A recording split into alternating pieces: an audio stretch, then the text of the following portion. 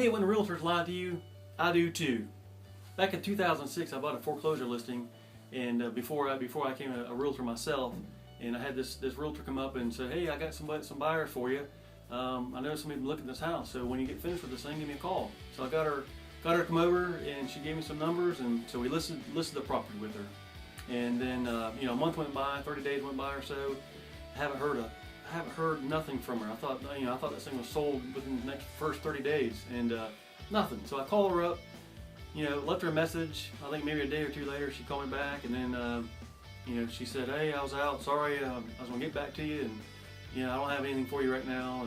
And she really didn't say much at all. So waited another 30 days or so, maybe a few weeks, 3 weeks somewhere in there, and I called her again just to find out what was going on.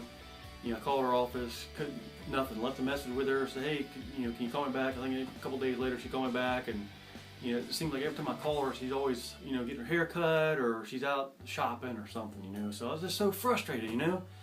So I had a friend of mine was as a real estate broker, and he said, "Hey, why don't you become a realtor?" So I said, "Man, that sounds great. I'm gonna do it."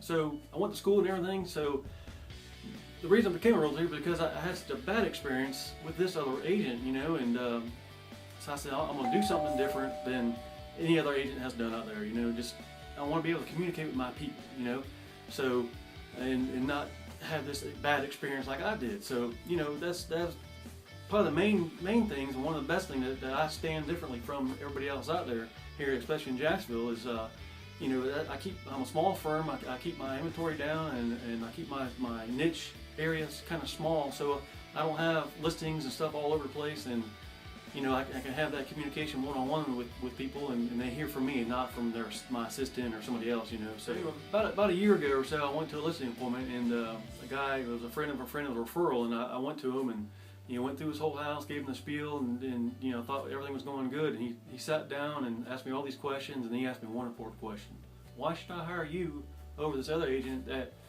is all over the place and has multiple listings and multiple sales?" I said, "Well, she's probably not going to be able to call you back. And you're going to hear from me. If you list with me, you're probably going to hear from her assistant if you list with her."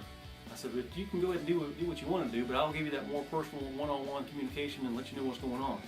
So if you're a person that kind of likes communication, wants things like this, and wants your realtor to talk to you and be there when you call them, or at least they'll call you back, enter your best email address and get on the list and get How's That Rock in your email box.